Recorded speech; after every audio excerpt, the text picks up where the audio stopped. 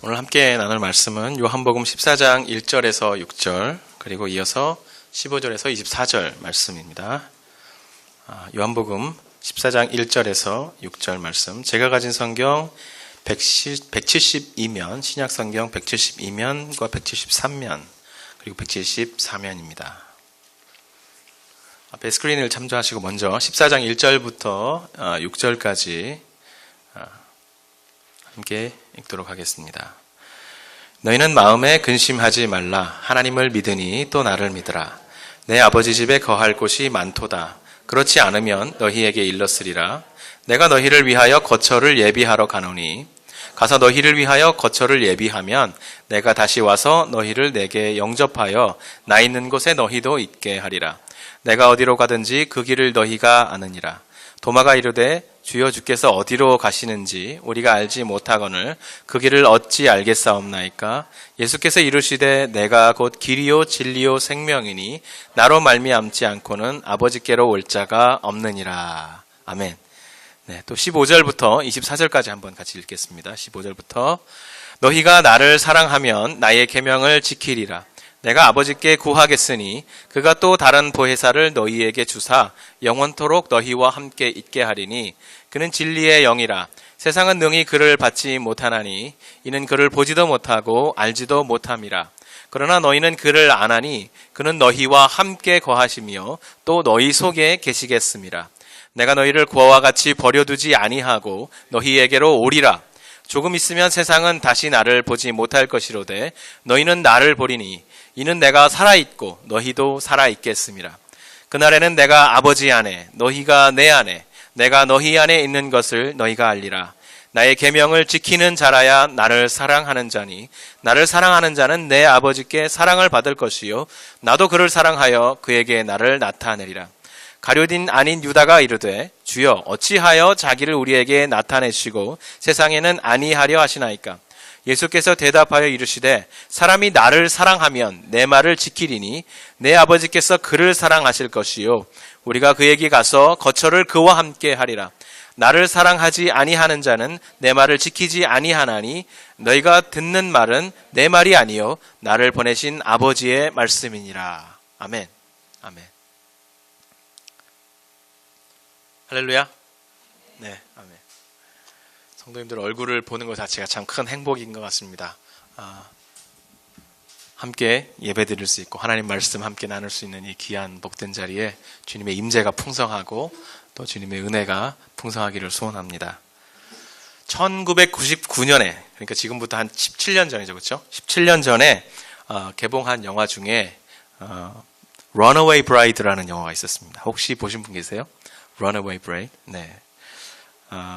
갸름한 얼굴은 아주 갸름한데 입은 아주 큰 여배우가 여자 주연을 했습니다. 혹시 기억하세요? 줄리아 로버츠가 주연을 했습니다. 그리고 남자 주인공으로는 저는 그렇게 기억해요. 백발의 가을 분위기가 물씬 풍기는 남자 배우, 멋있는 남자 배우. 백발 그러면 벌써 그 리처드 기어가 생각나잖아요, 그렇죠? 네. 줄리아 로버츠가 매기라는 여자 주인공, 여자 캐릭터 연기를 했고요. 그 다음에 리처드 기어가 아이크라는 연기를 했습니다. 사람의 연기를 했습니다. 줄리아 로버츠의 연기를 우리가 이제 쭉 보다 보면 그 영화의 제목이 암시하는 것처럼 Runaway Bride. 결혼을 앞두고 이제 결혼식을 막 거행하는 중간에 이제 주례자 앞에 피아노 음악에 맞춰서 앞으로 가다가 그 직전에 드레스를 입은 채로 그냥 도망을 가는 겁니다. 견적이 화려해요. 벌써 3번이나 그렇게 결혼식에 주례자 앞에서 결혼식을 계속 진행하지 못하고 갑자기 어떤 그 강박 때문에 두려움 때문에 결혼식으로부터 확 도망을 가는 것입니다. 그래서 소문이 자자하게 났어요. 그래서 그 맥이라는 여자에 대해서 그 소문을 듣고 정보를 수집해서 이 아이크라는 사람은 뉴스페이퍼의 그 신문사의 칼럼니스트였는데 칼럼을 아주 길게 썼습니다. 맥이라는 여자의 그 정서적인 문제를 아주 집요하게 지적하면서 아주 좋지 않은 악필을 썼습니다. 그 칼럼을 읽고 맥이라는 여자가 신문사에 전화를 해서 내가 당신들을 수하겠다. 그렇게 이제 반응이 나오니까 신문사에서는 그 수를 하면 이제 고소에 말려들 것이 이제 두려워서 그냥 가볍게 아주 편하게 아이크라는 칼럼니스트를 해고를 해버렸습니다. 그래서 이제 이 아이크가 매기를 찾아가서 여러 가지 얘기들을 나눕니다. 아주 껄끄러운 얘기들을 하면서 껄끄러운 관계를 이어가다가 근데 그러다가 갑자기 그 둘 사이에 사랑이 싹 트는 것입니다. 뭐 영화가 다 그렇죠, 그렇죠? 네. 그래서 서로 사랑하게 되고 그러면서 이제 서로 사랑을 고백하고 이제 결혼을 또 하게 됩니다. 네 번째 결혼이죠. 여러분 네 번째 결혼이 어떻게 됐을까요? 어떤 현상이 발생했을까요? 여러분 짐작하시는 대로 네 번째 결혼식이 진행되는 가운데 매기가 또다시 드레스를 입고 도망을 갔습니다. 이번에는 그저 뛰어서 도망가는 것이 아니라 예식장 근처를 지나가는 페덱스 트럭을 잡아타고 도저히 쫓아오지 못하게 멀리 도망을 가버렸습니다. 이번에야말로 정말 사랑한다고 생각했는데 정말 진솔하게 그리고 정말 사람답게 사랑한다고 생각했는데 여지없이 또 결혼식장에서 뛰쳐나올 수밖에 없었습니다. 매기라는 여자가 자기 스스로도 생각을 해도 이해가 안 가는 거죠. 그렇죠? 너무 힘든 것이죠. 그래서 그 이유에 대해서 고민할 수밖에 없었습니다. 그래서 그 이유들을 찾았습니다. 결국은 그 이유를 찾고 아이크라는 남자에게 돌아가서 그 이유에 대해서 설명을 합니다. 이것이 그 이유입니다. 첫 번째는 그가 도망을 칠 수밖에 없었던 이유입니다. 나는 좋은 남자친구를 만나면 언제나 그에게 빠져들기 시작하면서 그 남자친구에게 어떻게 하면 좋은 여자가 될까? 어떻게 하면 좋은 여자친구가 될까? 어떻게 하면 좋은 부인이 될까라고 생각하면서 그 기준에 자기를 계속해서 갖다가 맞췄다는 것입니다. 그렇게 노력을 하고 점점 사랑이 깊어지고 이제 드디어 결혼을 하기로 하고 결혼식장에까지 와서 이제 음악에 맞추어서 앞으로 신부 입장하면 이제 나가려고 보면 그 자리에서 보이는 자기 자신의 모습이 자기가 아니라는 거예요. 그 자리에서 바라본 내 모습이 가짜라는 거예요. 이건 가짜, 이건 내가 아니야. 그래서 그 두려움이 갑자기 극심하게 몰려오면서 매기는 그것을 견디지 못하고 도망을 갔는데 벌써 3번을 도망갔고 네 번째 정말 진실한 사랑이라고 생각했던 이 아이크와의 사랑에 있어서도 결혼식장에서 똑같은 문제가 발생했습니다. 네 번째는 이 아이크라는 사람은 정말 매기라는 여자의 있는 모습 그대로를 사랑해 주었습니다. 그런데 매기가 이번에는 이 남자는 정말 나를 있는 모습 그대로 사랑해 주니까 정말 함께 결혼할 수 있겠다 생각했는데 결혼식장 앞에 가서 딱 서니까 정작 자기 자신이 내가 어떤 사람인지를 모르는 거예요. 그래서 결국은 다시 한번 식장을 도망쳐 나가게 되었습니다. 두 번째 이유는요. 두 번째 이유는 매기가 아이크에게 다시 돌아온 이유에 대해서 설명해 주고 있습니다. 내가 정말 누군지 고민을 할 수밖에 없었던 그 긴 시간 동안에 고민을 하면서 한 가지를 발견하게 됐는데 내가 정말 당신을 사랑했다는 것입니다. 그리고 나를 있는 모습 그대로 사랑해 준 사람이 당신이 유일한 사람이었다.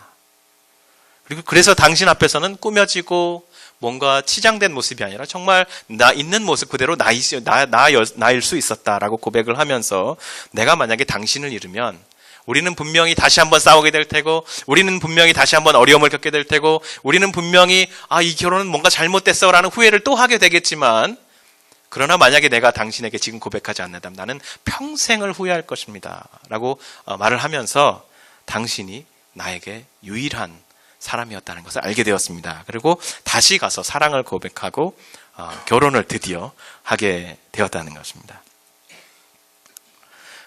판에 박힌 대사들이죠. 그렇죠?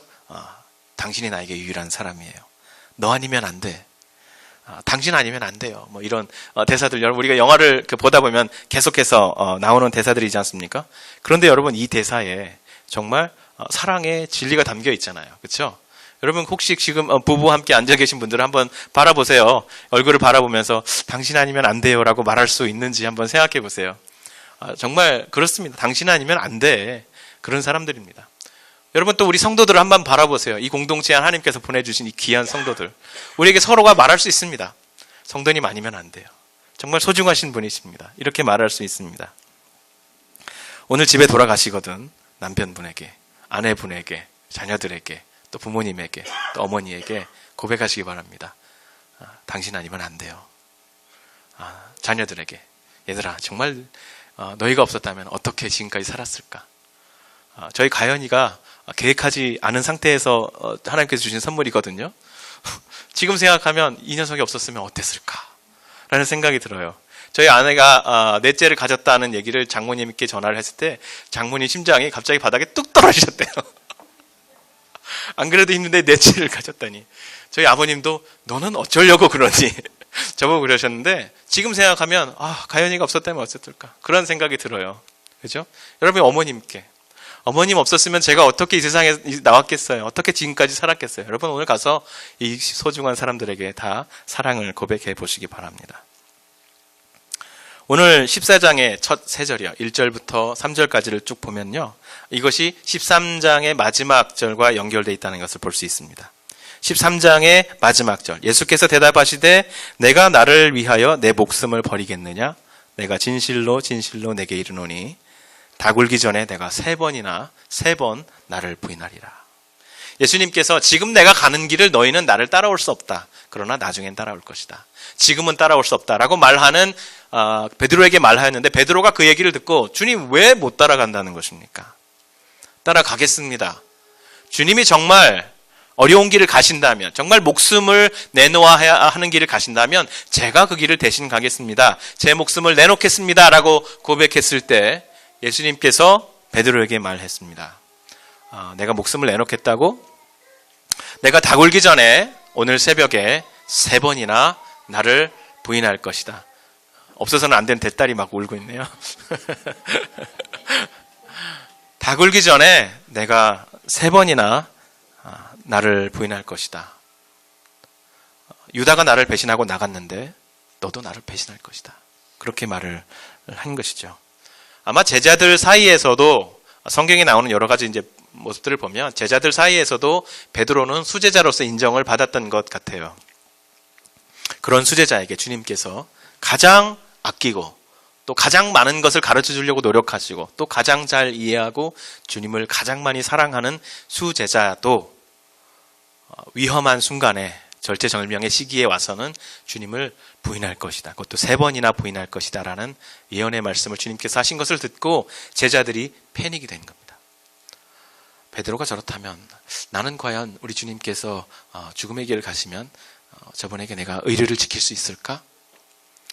예수님께서 경험하셨던 그 고통들, 나사로의 죽음 앞에서 겪으셨던 죽음의 그 아주 큰 깊은 아픔, 그리고 예수님께서 죽음을 앞두고 겟세마네 동산에서 그리고 그 죽음을 묵상하면서 겪으셨던 그 아픔, 그리고 제자 가룟 유다를 내보내면서 겪으셨던 그 아픔, 그리고 또 베드로의 배신을 바라보면서 겪는 그 아픔이 이제는 제자들에게 고스란히 전달되고 있는 상황입니다.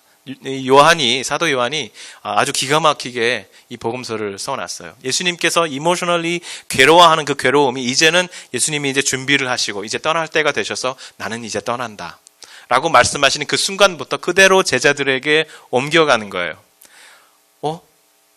주님이 떠나시네. 그러면서 이제 여러 가지 고통들을 이제 겪는 것이죠. 그때 그 제자들에게 주님께서 14장 1절에 이렇게 말씀하시는 것입니다. 너희는 마음에 근심하지 말라. 하나님을 믿으니 또 나를 믿으라.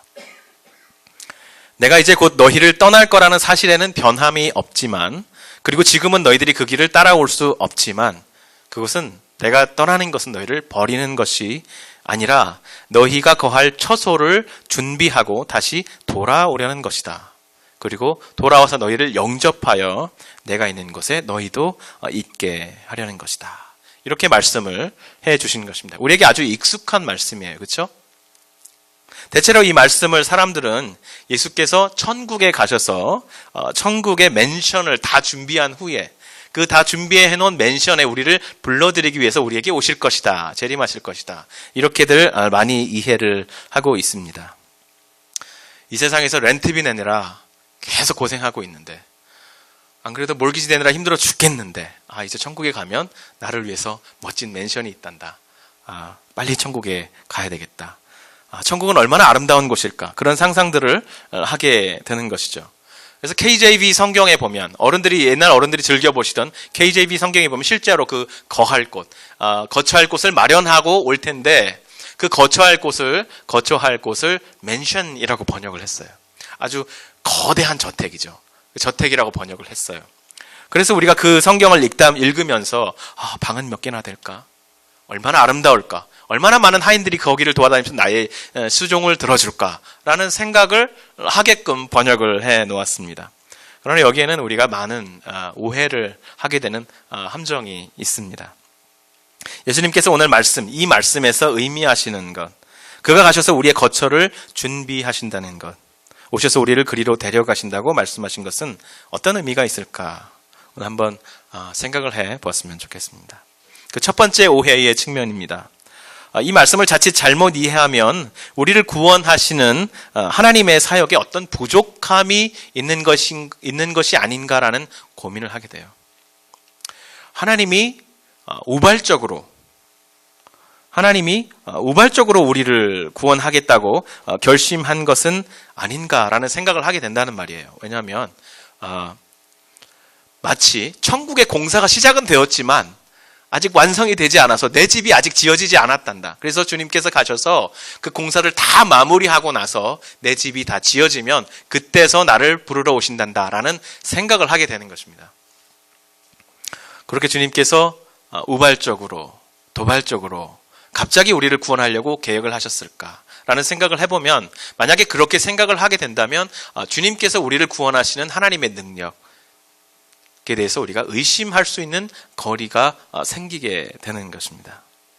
아직도 천국의 공사가 완성되지 않은 것일까? 그것이 아직 완성되지 않았기 때문에 정말 승천하신 지 2000년이 지났는데도 아직 오시지 않은 것일까? 라는 생각을 하게 되는 것이죠. 여러분, 그 한국에 다녀오신 분들은 보셨겠지만 한국에는 정말 고층 아파트들이 많이 서 있습니다. 저희 장모님이 어제 한국으로 이제 귀국을 하셨는데요. 아직까지도 일을 하셨어요.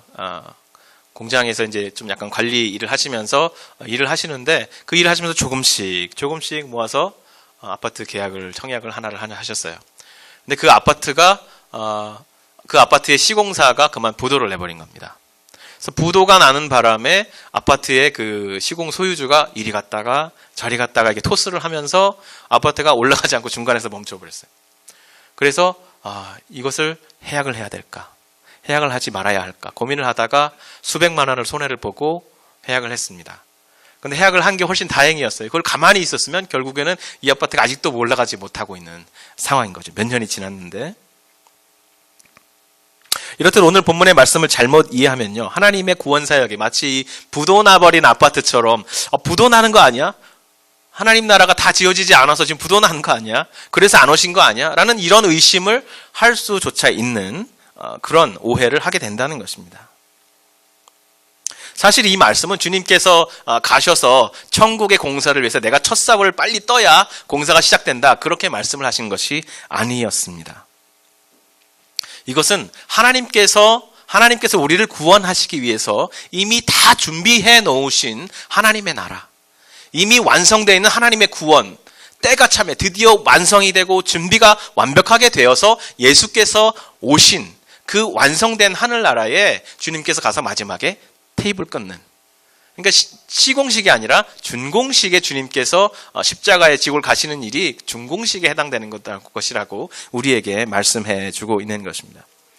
문을 열고 닫을 분이 예수 그리스도 밖에 없기 때문에 그분이 문을 활짝 열어서 우리로 그곳으로 들어가게 하게 하시기 위해서 그분은 십자가를 지고 부활하시고 또 승천하신 것이라고 오늘 말씀이 우리에게 전해주고 있는 것입니다.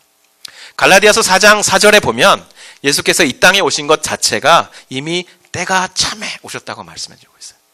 때가 참에 필요한 모든 것이 준비되고 완료되었기 때문에 비로소 우리에게 오신 것이다, 이렇게 말씀해주고 있다는 것이죠. 때가 참에 하나님이 그 아들을 보내사 여자에게서 나게 하시고 율법 아래에 나게 하신 것은 율법 아래에 있는 자들을 속량하시고 우리로 아들의 명분을 얻게 하려 하심이라.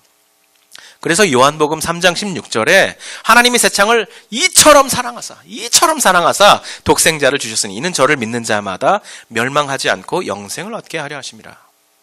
즉 하나님이 세상을, 우리를 너무너무 사랑하셔서 모든 준비를 다 마치신 후에 드디어 아들을 보내셨고 그가 모든 것을 이루셨기 때문에 우리는 그를 믿기 믿기만 하면 영생을 얻는 것이다 라고 말씀하신 것입니다. 우리가 어떤 공사를 더 해야 되는 것이 아니라, 주님께서 오시기 위해서 어떤 공사가 더 남은 것이 아니라 이미 모든 것을 다 준비하시고, 그 모든 것을 준비하신 그 마지막에 예수께서 자기 몸을 십자가에 온전히 주심으로 말미암아 그 모든 구원이 완성이 되어서 우리는 그분께서 열어주신 그 문으로 들어가기만 하면, 오직 믿음만으로 믿기만 하면 그 영생을 얻게 된다고 요한복음 3장 16절이 말씀해주고 있는 것입니다. 그래서 그 하나님 아버지의 완벽하고 실수가 없는 사랑과 구원하심을 믿는 것처럼 그 보내신 아들 예수를 믿으라고 오늘 본문 1절에서 말씀해주고 있는 것이죠. 아버지를 믿으니 또 나를 믿으라. 이것이 오늘 6절 말씀에도 나와 있는 바로 그 말씀입니다. 내가 곧 길이요 진리요 생명이니 나로 말미암지 않고는 아버지께로 올 자가 없느니라. 내가 십자가로 지금 가는 것은 무엇이 부족해서가 아니라 내가 곧 길이고 나만이 진리이고 나만이 생명이기 때문에, 오직 내가 그 문을 열 수 있기 때문에 나는 그 문을 열러 가는 것이다. 이렇게 말씀해주고 있는 것입니다. 비록 내가 고난을 받고 너희는 목자를 잃은 양같이 흩어지겠지만 그러나 내가 너희와 함께 있다. 그 믿음을 잃지 말아라 라고 말씀해주고 있는 것이죠. 그래서 천국을 소망하는 우리의 마음이 너무 소중하고 주님께서 오실 날을 기대하는 우리의 마음이 너무 간절하지만 이 마음이 자칫 잘못 기울어지면 큰 오해를 하게 되는 것입니다. 마치 천국이 먼 미래에나 있는, 언제 올지 우리가 그다지 기대할 필요 없는 그런 나라인 것처럼 동떨어진 세계로 이해하는 것도 하나의 오해이겠고요. 또는 이단들이 주로 강조하는 것처럼 그 먼 미래에 올 날이 드디어 와서 몇 날 며칠 몇 시에 어디에서 누구와 함께 있을 때 그 천국이 올 것이라고 말하는 이단들의 가르침도 가능한 하나의 오해가 될 것입니다. 그래서 그때가 되면 세상의 모든 것을 버리고 모든 직업을 버리고 심지어 사랑하는 사람도 버리고 가족도 버리고 우리의 공동체 안에 들어와야 한다고 하는 이 이단의 가르침, 이 이단의 가르침에 넘어가게 되는 것이죠. 이런 오해들에 대해서 오늘 본문 말씀 후반부 15절에서 24절, 우리가 후반부 읽었던 그 말씀에서 이렇게 말씀해주고 있습니다. 우리는 전반부 말씀을 읽었을 때 마치 우리를 주님께서 어딘가로 데려갈 것처럼, 어떤 장소를 마련해주고 다 되면 우리를 데려갈 것처럼 오해하기 십상이었지만 이 15절에서 24절 말씀을 보면 그 기대를 완전히 바꾸어지고 있는 것입니다. 너희가 나를 사랑하면 나의 계명을 지키리라. 내가 아버지께 구하겠으니 그가 또 다른 보혜사를 너희에게 주사 영원토록 너희와 함께 있게 하리니 그는 너희와 함께 거하심이요 너희 속에 계시겠음이라. 내가 너희를 고아와 같이 버려두지 아니하고 너희에게로 오리라. 나의 계명을 지키는 자라야 나를 사랑하는 자니 나를 사랑하는 자는 내 아버지께 사랑을 받을 것이요 나도 그를 사랑하여 그에게 나를 나타내리라. 우리를 어디론가 데려갈 것이라고 오해를 했지만 주님께서는 우리를 데려가는 것이 아니라 주님이 우리에게 오시겠다라고 말씀해주고 있는 것이죠. 내가 십자가에서 죽고 부활하고 아버지께로 가면 그는 성령으로 우리에게 부어주셔서 그 성령 안에서 하나님의 나라가 우리 안으로 들어올 것이라고, 우리의 공동체 안으로 들어올 것이라고, 우리의 이웃 안으로 들어올 것이라고. 그래서 내가 살아가는 현장이 바로 하나님의 나라가 되고 내가 숨쉬는 바로 이곳이 하나님의 천국이 이루어지게 하고 내가 만나는 귀한 성도들과 성도들 사이에 있는 그 아름다운 관계 안에 주님께서 그 성전이 들어와서 머물 것이라고 말해주고 있는 것입니다. 다윗이 고백해죠. 시편 23편 말씀에 내가 주님의 전에 영원히 거하겠습니다. 내가 주님의 전으로 영원히 돌아가겠습니다. 내가 그 전에 머물겠습니다. 그렇게 말씀하죠. 그 머물 곳. 그래서 그 머물 곳 성전이 우리 안에 들어올 거라고 말씀해주고 있어요. 우리를 어디로 끌어서 가는 것이 아니라 그분이 직접 우리에게 오실 것이라고 말씀해주고 있는 것입니다. 어떻게 이런 일이 가능한가? 어떻게 하나님의 나라가 이렇게 부족한 사람들, 이렇게 연약한 사람들, 정말 내 집 하나 지을 수 없고 내 집 하나 제대로 마련하기에 부족한 이 연약한 사람들, 하나님 나라의 어느 한 곳을 하나님 나라의 땅을 살려면 얼마나 비싸겠어요, 여러분. 그죠? 그럴 만하지 못한 우리에게 어떻게 하나님 나라가 이 마음속에 들어와서 뿌리내리고 세워지고 성전으로 세워질 수 있는가? 바로 믿음 때문이라고, 그리고 사랑 때문이라고 말씀해 주고 있습니다. 너희는 마음에 근심하지 말라. 하나님을 믿으니 또 나를 믿으라. 갈라디아서 5장 6절에 보니까요, 예수님과 그를 믿는 신자들의 믿음을 사랑으로 역사하는 믿음이라고 말하고 있습니다. 사랑으로서 역사하는 믿음. 믿음이 그냥 주님을 받아들이는 어떤 도구, 주님을 인정하는 도구로만 생각하기 쉽지만 우리에게 최초로 주신 그 믿음. 우리에게는 믿음이 없습니다. 그러나 하나님께서 우리에게 선물로 주신 그 믿음. 그 믿음은 사랑으로 역사하는 믿음이라고. 믿음 그 자체에 생명력이 있다고 말씀해 주세요. 다시 말해서 예수님을 믿으면 그 믿음에서 사랑이 싹트고 자라서 열매가 맺힌다는 것입니다. 믿음을 씹으면 그 믿음이 사랑으로 싹이 트고 사랑으로 자라나서 사랑이라는 열매를 맺게 된다는 것입니다. 그래서 그 사랑의 믿음에서 싹이 더 자라고 생명작용을 하는 그 믿음을 우리 가운데 품게 되면, 이 믿음으로 주님을 믿게 되면 우리 안에 사랑이 생겨나고 그 사랑의 결실이 맺히고 사랑의 관계가 형성된다는 것입니다. 여러분, 양옆에 계신 성도들을 한번 보세요. 서로 바라보세요. 보세요. 네, 그죠? 우리가 한 예수님을 믿었을 뿐인데 우리 옆에 사랑하는 사람들이 와 있습니다. 신기하지 않습니까? 우리에게 주님께서 오셔서 우리의 마음을 두드리시고 나를 받아들여라, 내 문을 열어라. 그래서 문을 열고 주님을 영접했는데, 우리가 주님을 믿고 주님과 함께 살아가기 시작했는데 내 주변에 보니까 사랑하는 사람들이 있는 것입니다. 정말 뗄래야 뗄 수 없는 소중한 주님의 형제, 이웃들이 있는 것입니다. 너무 신기하지 않습니까? 믿음은 사랑으로 역사하는 힘이 있습니다. 그 힘으로 우리 가운데 사랑의 열매를 맺히게 하는 것입니다. 우리가 믿으면 사랑하게 되고요. 사랑하면 그래서 서로의 말에 관심을 기울이게 됩니다. 예수님을 믿으면 예수님을 사랑하게 되고, 그분을 사랑하면 그분이 하신 말씀과 계명에 관심을 두고 지킬 수밖에 없는 것입니다. 그리고 바로 그 자리에 우리가 사랑으로 하나님을 섬기고 우리 성도들이 함께 교제하는 바로 그 자리에 성령께서 하나님의 나라가 뚫고 들어와서 자리 잡고 세워질 것이라고 말씀해주고 있는 것이죠. 예수님을 믿으면 사랑하게 되고, 그를 사랑하면 그분이 비추어 주신 빛 가운데서 꾸밈없는 내 모습을, 내 정체성을 발견하게 되는 것이죠. 오직 그분만이 기르고 그분만이 진리이고 생명이라는 것을 깨달으면서 그분 그 빛으로 비추어 주신 내 모습, 정말 꾸며서 이렇게 저렇게 치장해 놓은 모습이 아니라 정말 진짜 내가 누군지를 발견하게 되는 것이죠.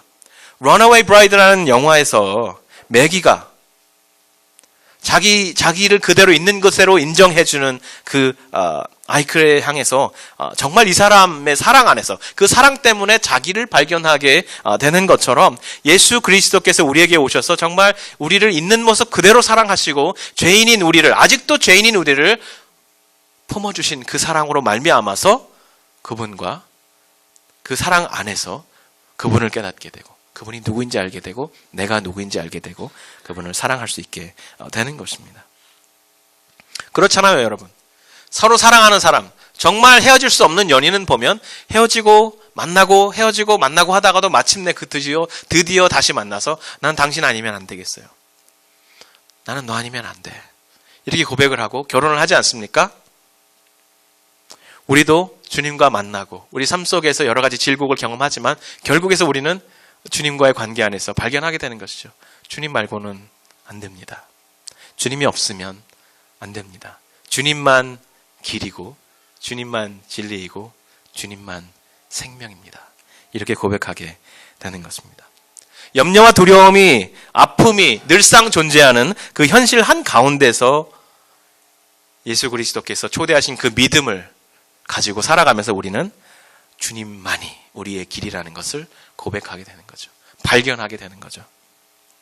그 가운데서 우리 안에 성전이 세워지고 우리 공동체 안에 하나님의 나라가 뚫고 들어와서 임하고 우리 공동체 안에 그 반석 위에 아름다운 천국이 세워지는 것입니다.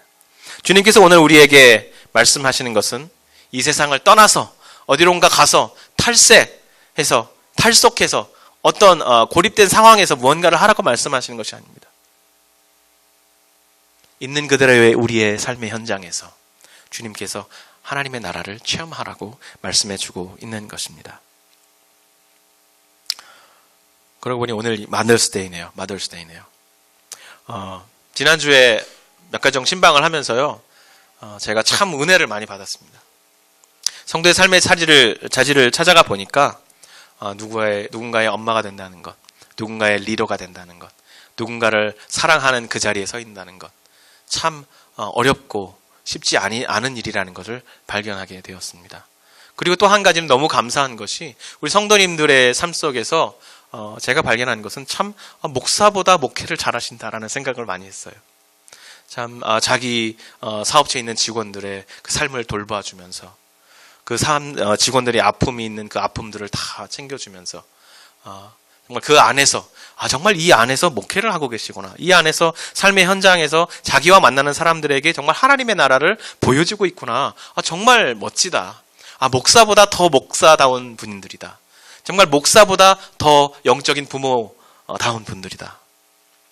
정말 어려운 자녀를 양육하는 모든 어머니들을 바라보면서 주님께서 이 현장에 하나님 나라로 예전부터 임재해 계셨구나 라는 생각을 하면서 눈물을 숨기면서 하나님께서 이 귀한 삶의 현장에서 그 일들을, 사명들을 감당하게 하고 계시구나 라는 생각을 하게 되었습니다.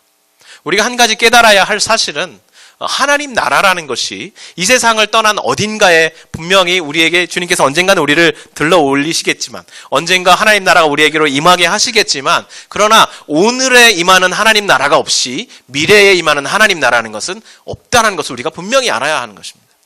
많은 사람들이, 그리스도인들이 세상으로부터 지탄을 받는 이유가 뭐냐면, 오늘 임해야 할 하나님 나라는 접어두고 미래에 임하게 될 하나님 나라만을 바라보며 살아가는 것 때문에 지탄을 받습니다. 오늘 내 삶의 현장에서 임해야 될 복음의 진리, 오늘 내 삶의 현장에서 이웃과 나와의 관계 사이에서 맺어져야 할 복음의 약속, 언약의 약속, 내가 보여주어야 할 언약의 신실함, 복음의 아름다운 삶의 관계 안에서 피어나야 할 사랑의 열매, 이런 것도 다 무시해놓고 나 믿었으니까 나 구원받았고 미래의 하늘나라에 가게 될 거야 라고 생각하면서 미래의 하늘나라에만 모든 보석을 다 옮겨놓고 내 삶 속은 정말 영적으로 가난한 상태로 그저 살아가고 있는 그 모습이 우리로 하여금 세상에 손가락질을 하게 하는 것입니다.